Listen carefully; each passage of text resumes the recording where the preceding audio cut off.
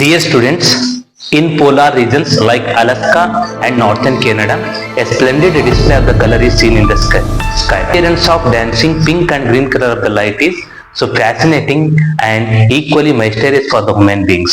So the explanation of this phenomenon we can explain by using the motion of a charged particle in magnetic field. So that is using the Lorentz force we can explain. ಒಂದು charge particle some initial velocity ಒಂದಿಗೆ magnetic field regions ನಲ್ಲಿ enter ಆದಾಗ so ಅದ್ರ ಮೇಲೆ force ಆಗುತ್ತೆ.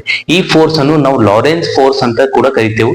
ಈ Lawrence force ನಾವು mathematically ಬರೆದಾಗ F is equal to Q times of V cross B ಆಗುತ್ತೆ. ಅಂದ್ರೆ ದ ಫೋರ್ಸ್ ನ ಮ್ಯಾಗ್ನಿಟ್ಯೂಡ್ ಅನ್ನು ನಾವು QVB sin theta ನಿಂದ ಕ್ಯಾಲ್ಕುಲೇಟ್ ಮಾಡ್ತೇವೆ.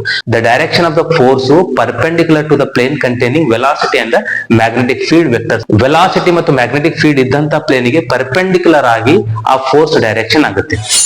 Magnetic field then velocity of a charge particle along same line ನಲ್ಲಿ ಇದ್ದಾಗ ಸೊ ಇನ್ ದ ಡೈರೆಕ್ಷನ್ ಇರ್ಬೋದು, ಅಪೋಸಿಟ್ ಡೈರೆಕ್ಷನ್ ಇರ್ಬೋದು. ಸೊ ನೆಟ್ ಫೋರ್ಸ್ ಚಾರ್ಜ್ ಮೇಲೆ 0 ಆಗುತ್ತೆ.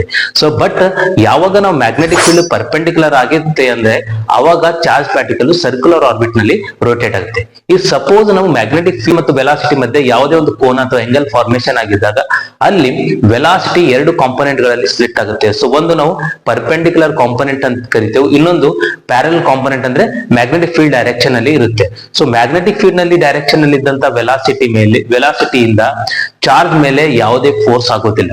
ಬಟ್ ಪರ್ಪೆಂಡಿಕ್ಯುಲರ್ ಕಾಂಪೊನೆಂಟ್ ನಿಂದ ಚಾರ್ಜ್ ಪಾರ್ಟಿಕಲ್ ರೊಟೇಟ್ ಆಗಲಿಕ್ಕೆ ಸ್ಟಾರ್ಟ್ ಆಗುತ್ತೆ. ಸೊ ಇದರಿಂದ ಚಾರ್ಜ್ ಪಾರ್ಟಿಕಲ್ ಹಾರಿಜಾಂಟಲ್ ಡೈರೆಕ್ಷನ್ ಅಲ್ಲಿ ಫೋರ್ಸ್ ಇಲ್ಲದೆ ಕಾನ್ಸ್ಟೆಂಟ್ ಸ್ಪೀಡ್ ನಿಂದ ಮೂವ್ಮೆಂಟ್ ಆಗುತ್ತೆ ಮತ್ತು ರೊಟೇಟ್ ಆಗುತ್ತೆ. ಇಂತಹ ಒಂದು ಪಾತ್ ಗೆ ನಾವು ಹೆಲಿಕ್ಸ್ ಅಥವಾ ಹೆಲಿಕಲ್ ಪಾತ್ ಅಂತೇಳಿ ಕರಿತೀವಿ. ಟಾಪಿಕ್ ಗೆ ಬಂದಾಗ ಸೊ ಇಲ್ಲಿ ನಮಗೆ ಸೋಲಾರ್ ಫ್ಲೇರ್ಸ್ ನಿಂದ ಅಂದ್ರೆ ಸೌರ ಜ್ವಾಲೆಗಳಿಂದ ನಮಗೆ ಬೃಹತ್ ಪ್ರಮಾಣದಲ್ಲಿ ಚಾರ್ಜ್ ಪಾರ್ಟಿಕಲ್ಸ್ ಎಮಿಟ್ ಆಗುತ್ತಾ ಇರುತ್ತೆ. ಸೊ ಚಾರ್ಜ್ ಪಾರ್ಟಿಕಲ್ಸ್ ಅಂದ್ರೆ ಇಲ್ಲಿ ಎಲೆಕ್ಟ್ರಾನ್ಸ್ ಮತ್ತು ಪ್ರೋಟಾನ್ಸ್ ಗಳು ಎಮಿಟ್ ಆಗ್ತಾ ಇರುತ್ತೆ.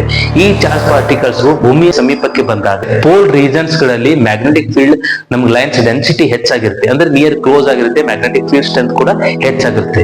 ಒಂದ್ ವೇಳೆ ಈ ಚಾರ್ಜ್ ಪಾರ್ಟಿಕಲ್ಸ್ ಪೋಲ್ ರೀಜನ್ ಗಳಿಗೆ ಬಂದಾಗ ಅಲ್ಲಿ ಅರ್ತ್ ಮ್ಯಾಗ್ನೆಟಿಕ್ ಫೀಲ್ಡ್ ಲೈನ್ ಜೊತೆ ಏನಂತೆ ಟ್ರ್ಯಾಪ್ ಆಗುತ್ತೆ. ಸೊ ಟ್ರ್ಯಾಪ್ ಆಗಿ ಅಲ್ಲಿ ಇದ್ದಂತ ಚಾರ್ಜ್ ಪಾರ್ಟಿಕಲ್ ನಮ್ಗೆ ಹೆಲಿಕಲ್ ಪಾತ್ ನಲ್ಲಿ ಮೂವ್ಮೆಂಟ್ ಆಗಕ್ಕೆ ಸ್ಟಾರ್ಟ್ ಮಾಡುತ್ತೆ. ಈ ಮೂವ್ಮೆಂಟ್ ನಲ್ಲಿದ್ದ ಅಲ್ಲಿದ್ದಂತ ಸೊ ವಾತಾವರಣದಲ್ಲಿರುವಂತ ನಮ್ಗೆ ಏನ್ ಗ್ಯಾಸ್ ಪಾರ್ಟಿಕಲ್ಸ್ ಇದೆ, ಆಕ್ಸಿಜನ್, ನೈಟ್ರೋಜನ್, ಇತರ ಗ್ಯಾಸ್ ಪಾರ್ಟಿಕಲ್ ಜೊತೆ ಕೊಲೈಡ್ ಆಗಿ ಅಲ್ಲಿದ್ದಂತ ಗ್ಯಾಸ್ ಪಾರ್ಟಿಕಲ್ಸ್ ಎಕ್ಸೈಟ್ ಆಗುತ್ತೆ. ಹೀಗೆ ಎಕ್ಸೈಟ್ ಆದಂತ ಆಕ್ಸಿಜನ್ ಆಟಮ್ಸ್ ನಿಂದ ನಮ್ಗೆ ಗ್ರೀನ್ ಕಲರ್ ಮತ್ತು ಎಕ್ಸೈಟೆಡ್ ನೈಟ್ರೋಜನ್ ಇಂದ ಪಿಂಕ್ ಕಲರ್ಸ್ ನಮ್ಗೆ ಎಮಿಟ್ ಆಗುತ್ತೆ. ಇದರಿಂದ ಆಕಾಶದಲ್ಲಿ ನಮಗೆ ಕಲರ್ಫುಲ್ ಡಿಸ್ಪ್ಲೇ ಕಾಣುತ್ತೆ. ಮಾನವನ್ನು ನಾವು ಅರೋರಾ ಬೋರಿಯಾಲಿಸ್ ಅಂತೇಳಿ ನಾವು ಉತ್ತರ ಧ್ರುವಗಳಲ್ಲಿ ಅಂದ್ರೆ ನಾರ್ಥನ್ ರೀಜನ್ ಅಲ್ಲಿ ಕರೀತಾರೆ. ಸೊ ಮತ್ತು ಸೌತ್ ಪೋಲ್ಗಳಲ್ಲಿ ಇದನ್ನು ಅರೋರಾ ಆಸ್ಟ್ರಲಿಸ್ ಅಂತ ಒಂದು ಹೆಸರಿನಿಂದ ಕರೆಯುತ್ತದೆ. Thank you.